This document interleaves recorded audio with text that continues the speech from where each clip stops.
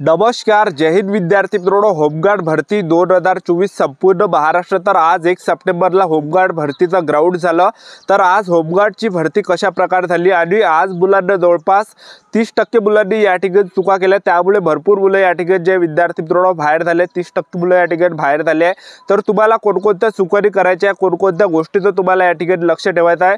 त्याचबरोबर भरतीला जाताना तुम्हाला डॉक्युमेंट कोणकोणते या ठिकाणी द्यायचे, कागदपत्र कोणकोणते द्यायचे, त्याचबरोबर तुम्हाला या ठिकाणी ग्राउंडच्या अंदर किती वेळपर्यंत मुलांना बसून ठेवला जात आहे, 1600 मीटर रनिंगमध्ये मुलांना कशा प्रकारे मार्क्स पडत आहे, गोळाफेकमध्ये मुलांना कशा प्रकारे मार्क्स पडत आहे आणि कशा प्रकारचे विद्यार्थी मित्रांनो आज 1 सप्टेंबरला होमगार्ड भरतीचं ग्राउंड झालं. सुरुवातपासून शेवटपर्यंत काय काय प्रोसेस आहे ग्राउंडच्या अंदरची, किती वेळपर्यंत मुलांना बसून ठेवला जात आहे, तुम्ही किती वाजता ग्राउंडच्या अंदर गेले तर किती वाजेपर्यंत तुमचं या ठिकाणी ग्राउंड होणार आहे. तर संपूर्ण माहिती तुम्हाला सांगणार आहे की होमगार्ड भरती कशा प्रकारे झाली 1 सप्टेंबरला याबद्दल.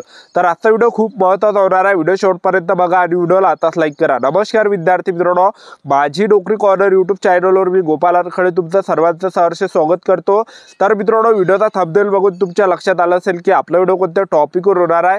व्हिडिओ सुरू करण्याच्या आधी आपल्या यूट्यूब चॅनलला सबस्क्राईब करा, जेणेकरून प्रत्येक भरतीचे अपडेट तुमच्यापर्यंत सर्वात आधी पोहोचेल आणि जास्त करून होमगार्ड भरतीच्या रिलेटेड जास्त व्हिडिओ आपल्या चॅनलवर अपलोड करत असतो. तर पहा, पहिली चूक तुम्हाला या ठिकाणी करायची नाही, जे की विद्यार्थी मित्रांनो 30% मुलांना केले आणि ते मुलं या ठिकाणी बाहेर झाले.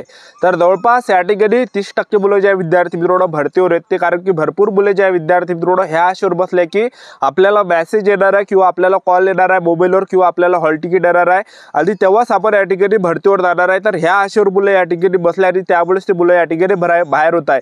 त्याचा जो रजिस्ट्रेशन नंबर आज होता तर त्यांचा ग्राउंड झाला आणि ते मुलं या ठिकाणी गैरहजर राहिले होते आणि त्यांना माहित होतं की बा आपला आज ग्राउंड होतं. ते मुलं ज्या विद्यार्थी मित्रांनो मेसेजच्या भरोशावर बसले, त्याचबरोबर कॉलच्या भरोशावर बसले आणि हॉल तिकीटच्या भरोशावर बसले. तर तुम्हाला ह्या चुका करायच्या नाही. पहिली चूक, ठीक आहे, तुम्हाला हॉल तिकीटच्या भरोशावर बसायचं नाही, तुम्हाला मेसेजच्या भरोशावर बसायचं नाही, त्याचबरोबर तुम्हाला कॉलच्या भरोशावर बसायचं नाही. तर डायरेक्ट तुम्हाला भरतीवर जायचं आहे. होमगार्ड भरतीचं जे ग्राउंड आहे विद्यार्थी मित्रांनो रजिस्ट्रेशन नंबर नुसार या ठिकाणी चालू आहे आणि तुम्हाला जर माहित असेल की आपली ग्राउंडची तारीख कधी आहे तर तुम्ही महाराष्ट्र होमगार्ड या वेबसाईटवर जा आणि त्या ठिकाणी चेक करा. त्या ठिकाणी वेळोवेळी ज्या विद्यार्थी मित्रांनो अपडेट येतात आणि तुम्ही जरी गैरहजर राहिले तरी सुद्धा ज्या विद्यार्थी मित्रांनो ते तारीख देत आहे. आता 2-3 जिल्ह्याच्या मुलांचं ग्राउंड पडलं होतं तर त्यांचं ग्राउंड पुन्हा त्या ठिकाणी झालं डबल, ठीक आहे. तर तुम्ही वेळोवेळी चेक करत राहा. होमगार्ड भरतीच्या ऑफिशियल वेबसाईटवर जाऊन त्या ठिकाणी काय ना काय सूचना त्या ठिकाणी येत आहे, ठीक आहे. तर त्यावरच तुम्हाला कळणार आहे की आपलं ग्राउंड कोणत्या तारखेला आणि कोणत्या ठिकाणी आपलं ग्राउंड आहे, ठीक आहे. तर ह्या गोष्टीत तुम्हाला लक्ष ठेवायचं. आणि दुसरी चूक तुम्हाला करायची नाही की भरपूर मुलांना असं वाटत आहे की बा या ठिकाणी आपल्याला कॅरेक्टर सर्टिफिकेट या ठिकाणी 3 महिन्या अथवा महिन्या अगोदरचा भागातल्या या ठिकाणी आपल्याजवळ कॅरेक्टर सर्टिफिकेट नाही आहे. तर ह्या आशेवर सुद्धा मुलं या ठिकाणी भरतीवर जाते की आपल्याला त्या ठिकाणी कॅरेक्टर सर्टिफिकेट मागेल बा आपल्याजवळ या ठिकाणी कॅरेक्टर सर्टिफिकेट नाही. तर ह्या कारणाने सुद्धा मुलं भरतीवर जाते. तर ह्या चुका तुम्हाला करायच्या नाही. तुमच्याजवळ कॅरेक्टर सर्टिफिकेट नसेल, चारित्र्य पडताळणी प्रमाणपत्र नसेल तर एकही मुलगा बाहेर होणार नाही, एकही मुलगा अपात्र होणार नाही. कारण की रोजच्या रोज मुलांचं या ठिकाणी ग्राउंड चाललं तर जवळपास 80% मुलांजवळ जे कॅरेक्टर सर्टिफिकेट नाही आहे, चारित्र्य पडताळणी प्रमाणपत्र नाही आहे, तरी त्यांचं जे या ठिकाणी ग्राउंड होत आहे सर्व वेळ या ठिकाणी त्यांचे होत आहे, ठीक आहे. तर तुमच्याजवळ कॅरेक्टर सर्टिफिकेट नसेल, चारित्र्य पडताळणी प्रमाणपत्र नसेल तरी काहीही प्रॉब्लेम येणार नाही. कोणीही या ठिकाणी एकही मुलगा या ठिकाणी बाहेर होणार नाही. तर तुम्हाला डायरेक्ट भरतीवर या ठिकाणी जायचं आहे, ठीक आहे. आणि सोबत कागदपत्र कोणकोणते लागते ते सुद्धा तुम्हाला सांगणार आहे. तर आज 1 सप्टेंबरला ग्राउंड झालं तर सकाळी ज्या विद्यार्थी मित्रांनो सकाळी रिपोर्टिंग टाइम जो आहे तर सकाळी 5 ते 10 वाजताच्या अंदर मुलांना या ठिकाणी ग्राउंडच्या अंदर घेतल्या जात आहे. आणि तिसरी चूक तुम्हाला या ठिकाणी करायची नाही म्हणजे तुम्हाला या ठिकाणी वेळेवर जायचं आहे. सकाळी 5 ते 10च्या अंदर तुम्हाला जायचं आहे आणि जेवढे तुम्ही या ठिकाणी लेट जाणार आहे तेवढंच तुमचं ज्या विद्यार्थी मित्रांनो या ठिकाणी प्रॉब्लेम येणार आहे, ठीक आहे. कारण की बाहेर मुलं या ठिकाणी होतात, जे मुलं या ठिकाणी लेट जात आहे ग्राउंडवर तर त्यांना ते ग्राउंडच्या अंदर घेतली आहे. तर जो त्यांनी टाइम दिला आहे तर त्या टाइममध्ये तुम्हाला या ठिकाणी जायचं आहे. सकाळी 5 ते 10च्या अंदर तुम्हाला या ठिकाणी गेटच्या अंदर त्या ठिकाणी जायचं आहे, ठीक आहे. जे मुलं सकाळी 5 वाजता ग्राउंडच्या अंदर जात आहे त्यांचं ग्राउंड या ठिकाणी लवकर होत आहे. तर सकाळी तुम्हाला रिपोर्टिंग टाइम जो आहे सकाळी 5 ते 10च्या अंदर तुम्हाला ग्राउंडच्या अंदर जायचं आहे आणि तुम्ही जर लेट झाले तर तुम्ही बाहेर सुद्धा या ठिकाणी होऊ शकता. तर ह्या गोष्टी तुम्ही लक्ष ठेवा. तर आज सर्वात अगोदर 1 सप्टेंबरला मुलांना 5 ते 10 वाजताच्या अंदर मुलांना ग्राउंडच्या अंदर घेतला आणि त्या ठिकाणी मुलांना बसून ठेवलं जात आहे एका राखीनं. त्याचबरोबर जे विद्यार्थी मित्रांनो त्या ठिकाणी डॉक्युमेंटची त्या ठिकाणी प्रोसेस होत आहे.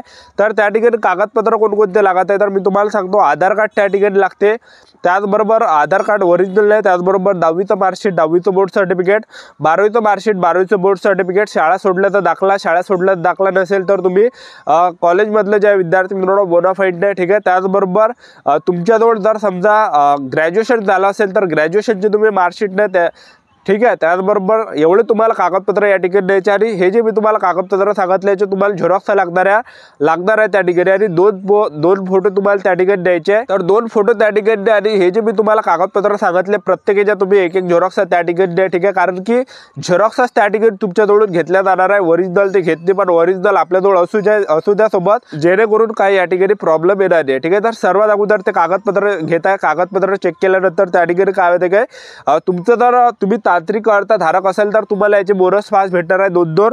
तर पहा तुमचं ITI ट्रेड उत्तीर्ण प्रमाणपत्र असेल तर हे सर्टिफिकेट याचे बोनस पास तुम्हाला भेटणार आहे।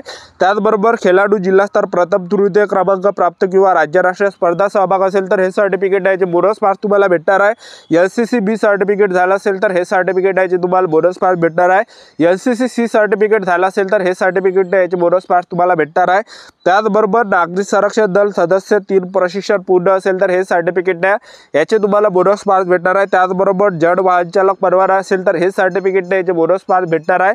त्याचबरोबर माजी सैनिक असाल तर एकूण सैनिकी सेवा प्रमाणपत्र तुम्हाला याचे बोनस पास भेटणार आहे। एवढे कागदपत्र त्या ठिकाणी सुरुवातीला जे सकाळी चेक केलं जात आहे आणि हे चेक केल्यानंतर त्या ठिकाणी जे विद्यार्थी मित्रांनो मुलांना त्या ठिकाणी बसून ठेवलं जातं आणि त्या ठिकाणी काय होतं की हाईट घेत आहे, त्याचबरोबर छाती घेत आहे, त्यानंतर चेस्ट पर मुलांना दिल्या जात आहे आणि त्यानंतर 1600 मीटर रनिंग साठी ते मुलं सोडत आहे। तर 25 मुलं ते ज्या विद्यार्थी मित्रांनो 1600ला सोडत आहे आणि कोणकोणत्या जिल्ह्यामध्ये 50 सुद्धा मुलं सोडत आहे आणि कोणकोणत्या जिल्ह्यामध्ये 50+ मुलं सुद्धा या ठिकाणी सोडत आहे, ठीक आहे। तर 1600 मीटर रनिंगला ज्या विद्यार्थी मित्रांनो त्या ठिकाणी सेन्सर वगैरे काय नाही आहे, त्याचबरोबर त्या ठिकाणी चिप वगैरे काय नाही 1600 मीटर रनिंगला। तर त्या ठिकाणी जे विद्यार्थी मित्रांनो टायमरनुसार या ठिकाणी टायमिंग काढला जात आहे मुलांचा, ठीक आहे। तर 1600 मीटर रनिंगचा मुलांचा ते टायमिंग काढत आहे, टायमरनुसार जे विद्यार्थी मित्रांनो टायमिंग काढत आहे, एक पोलिसवाला 5-5 मुलांचा टायमिंग त्या ठिकाणी काढत आहे रनिंगसाठी। तर 1600 मीटर रनिंग झाल्यानंतर तुम्हाला सांगतो 1600 मीटर रनिंग मारायच्या वेळेस तुम्हाला कोणकोणत्या चुकांनी करायच्या की तुम्हाला पहिली गोष्ट त्या ठिकाणी थांबायचं नाही, कारण की भरपूर मुलं 1600 मीटर रनिंग मारायच्या वेळेस थांबत आहे, म्हणजे अर्धे मुलं त्या ठिकाणी थांबत आहे, ठीक आहे। तर तुम्हाला थांबायचं नाही, कंप्लीट तुम्हाला या ठिकाणी मारायचे आहे, ठीक आहे। आणि मुलांना मार्क सुद्धा खूप कमी या ठिकाणी पडत आहे। 1600 मीटर रनिंग झाल्यानंतर लगेच 5 ते 10 मिनिटात त्या ठिकाणी गोळा फेक होत आहे। तर गोळा फेकला सुद्धा तुम्हाला या ठिकाणी चुकारी करायची की लगेच तुमचं 1600 मीटर रनिंग झाल्यावर पहिलाच त्या ठिकाणी तुम्ही नंबर लावू नका, गोळा फेकला तर सगळ्यात शेवटी त्या ठिकाणी गोळा फेका, कारण की 1600 मीटर रनिंग झाल्यावर आपण सगळं थकलो राहते, शरीरामध्ये जे विद्यार्थी मित्रांनो एनर्जी नसते, ठीक आहे। तर सगळ्यात शेवटी गोळा फेका आणि गोळा फेकाच्या वेळेस जे तुम्हाला रिलॅक्स मध्ये गोळा फेकायचा आहे, एकदम घाई गडबडमध्ये गोळा फेकू नका, कोणाच्या इकडे पाहू नका त्या ठिकाणी, ठीक आहे। कोणाच्या इकडे पाहू नका, तर आपलं पूर्ण फोकस त्या गोळा फेकवर असू द्या, रिलॅक्स मध्ये गोळा फेका, कोणाला त्या ठिकाणी घाबरू नका, स्वतःलाच त्या ठिकाणी राजा तुम्ही त्या ठिकाणी समजा, ठीक आहे। तर ह्या चुका तुम्हाला करायच्या नाही, म्हणजे घाबरायचं नाही तुम्हाला, त्या ठिकाणी भरपूर मुलं घाबरत आहे, हिंमत ठेवा, स्वतःमध्ये दम ठेवा आणि कंप्लीट त्या ठिकाणी मारा, ठीक आहे।